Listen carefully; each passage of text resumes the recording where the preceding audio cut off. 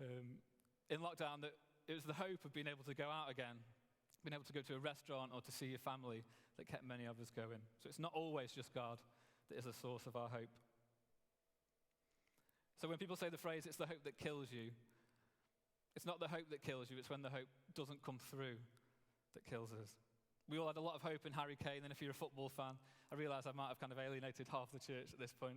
But Harry Kane is Mr. Reliable, never misses a penalty, but at that point, he let us down. And we know that when we put our trust in things that aren't God, no matter what it is, whether it's the people sat next to you, your family, your friends, whether it's your money, whether it's your job, whether it's your own health, all of those things at some point will let us down, but we know that God won't. And so the question that I've been reflecting on in writing this, and something I've been thinking about for a while, and it really nicely ties into what Catherine was saying this morning if you were here, is what is the difference between someone that has this hope that doesn't fail, this hope for eternity, and someone that doesn't? The thing about hope is that it has a purpose, that it causes you to act differently, to have a confidence and an assurance. If you think back to the World Cup, when England win, everyone's absolutely buzzing. The whole country is just, can't wait for the next game. It's all anyone's talking about. It affects you in a different way and gives you a confidence and an enthusiasm. But as soon as England lose, that's all gone. If you've ever watched, and this is another sporting analogy, I apologise, but I think it's one of the best ones. If you're a darts fan, if you've ever seen when they're on for a 9-darter, and they get to the last 3 darts, and they start chucking them in, and one dart goes in, the crowd's kind of going, ooh, what's going to come next? And the next one goes in, the level goes next to the next level, and then the last one goes in, and everyone goes nuts, because they know what a great time they're going to have as soon as that last one goes in, and they can celebrate together. But it's the hope that builds and builds and builds and causes them to act differently, because they know what a good time is coming. I remember going to see a film. This might be something that more people can relate to, but if you know a good film is coming out, I went to see Avengers Endgame a few years ago, and the hope and anticipation that this was going to be such a good film, we were talking about it for weeks, and loads of friends went to watch it, and it was all we could talk about. It made us act differently.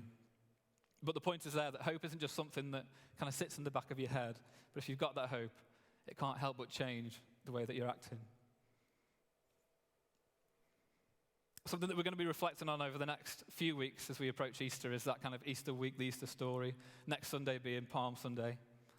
And we go from the elation and the buzz, the kind of pre-World Cup feeling of Jesus riding in on the donkey, and everyone's there, they can't wait to see him, they're putting the items on the floor so that it's kind of showing that Jesus is worthy to come in and he's worthy to be praised, and they can't wait to see him and catch a glimpse of this Jesus that they've heard about. And then it's only 1 week later that he goes from hero to zero, and they're shouting for him to be crucified, and the buzz and the hope seems to have gone. Even for the disciples who followed him for years up to that point, they were absolutely buzzing for him to turn up to Jerusalem, wondering what he was going to do. And then yet, probably on the Saturday when he'd been crucified, they're sat in a room thinking, where's this hope gone? Everything that we've put our trust in has gone.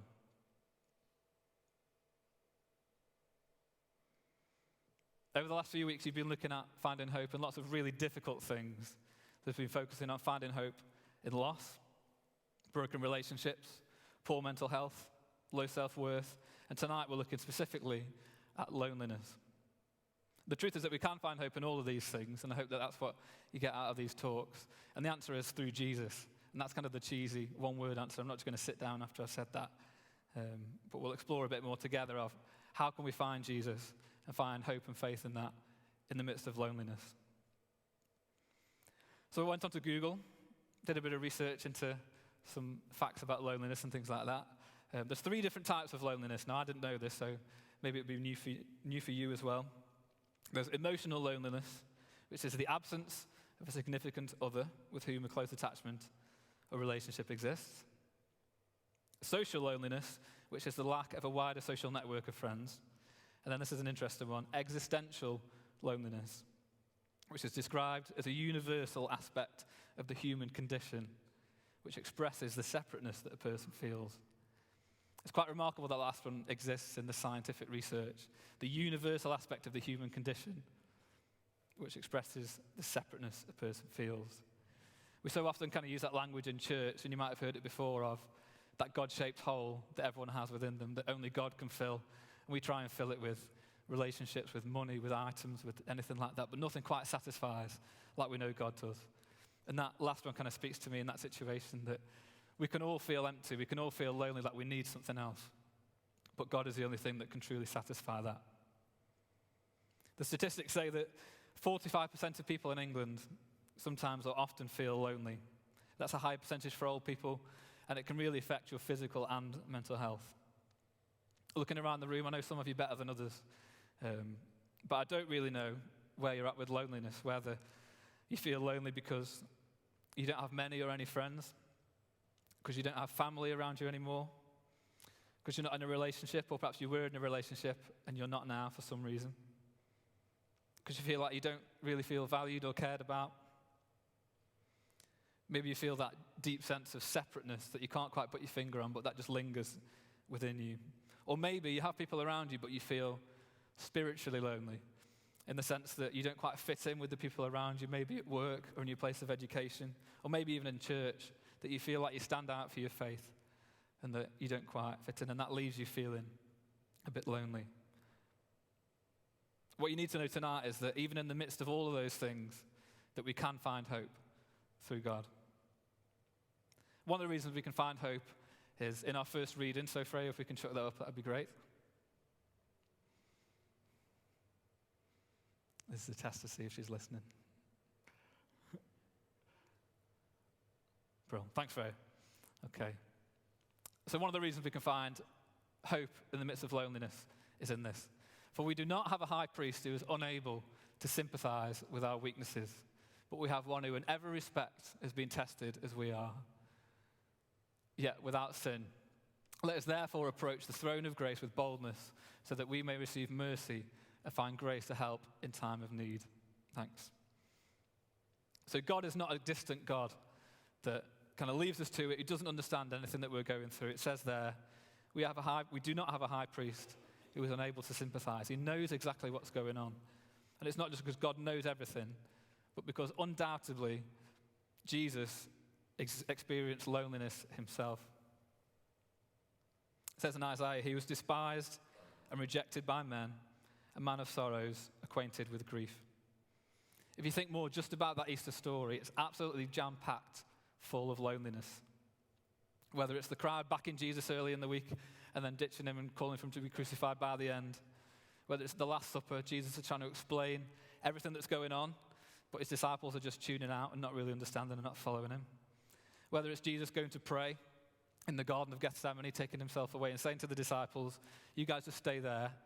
And then he comes back and they're fast asleep. And then he goes to pray again. And 3 times that happens that he goes back and they're all fast asleep and they're not listening to him.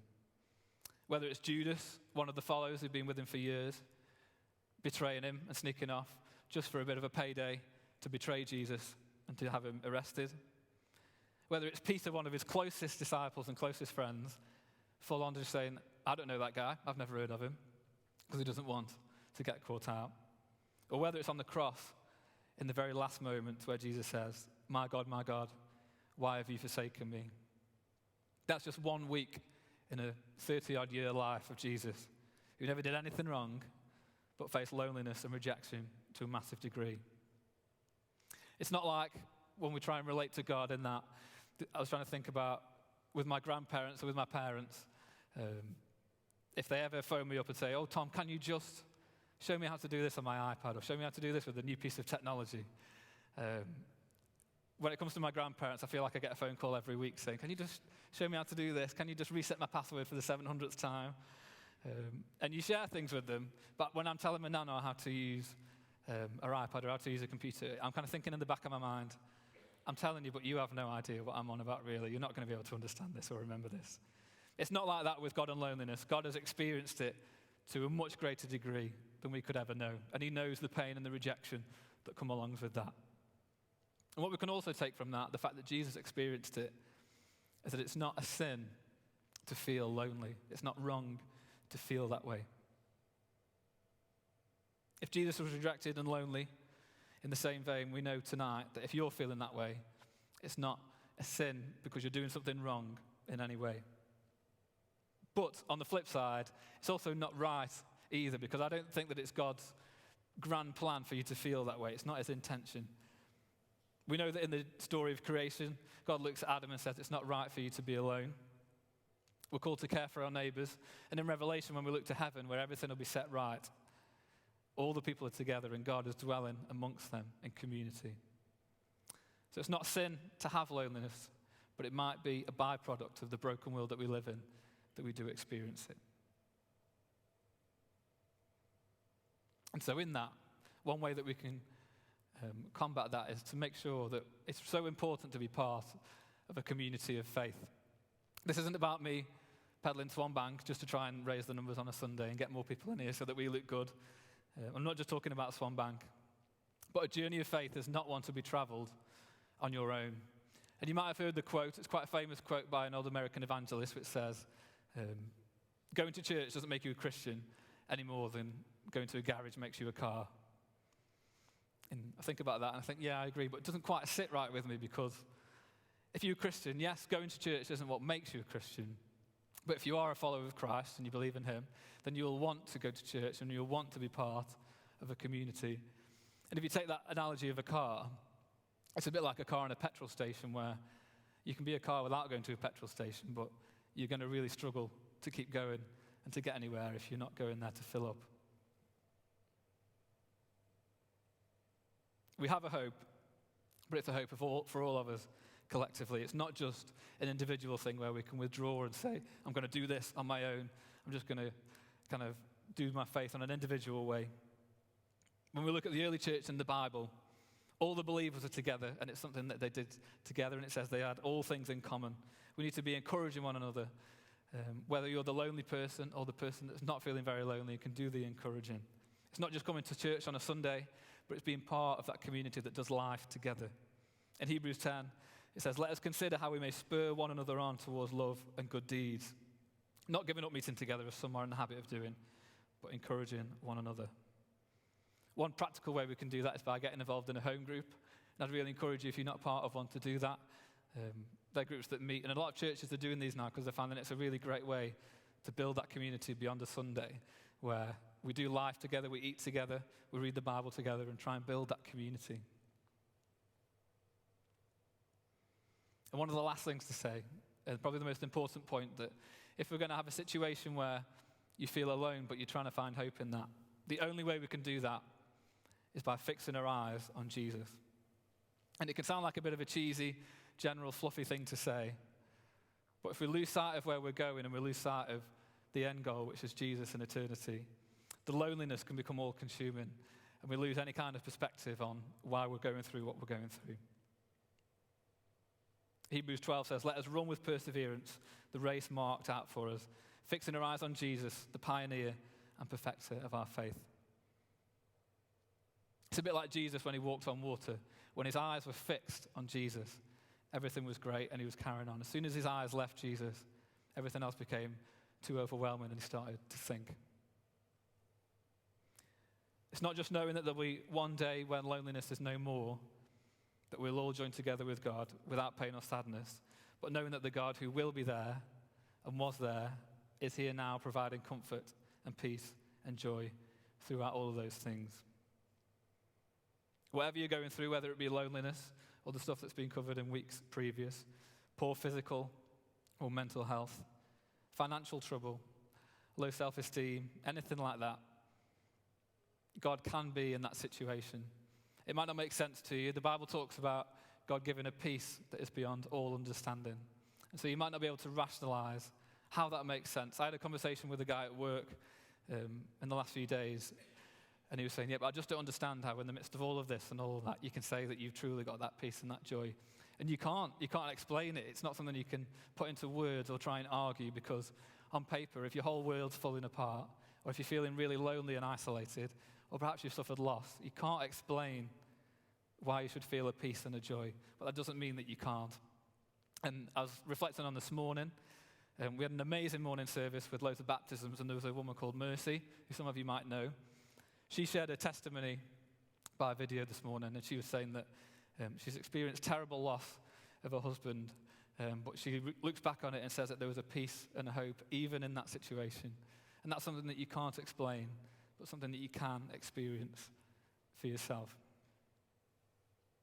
And so we're going to finish just with one passage that I want to read, because I think it summarizes everything so perfectly.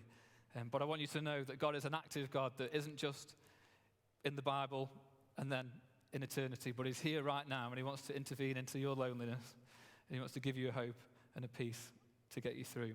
So if we can have the last passage up, Freya, that'd be great. This is from 2 Corinthians chapter 1.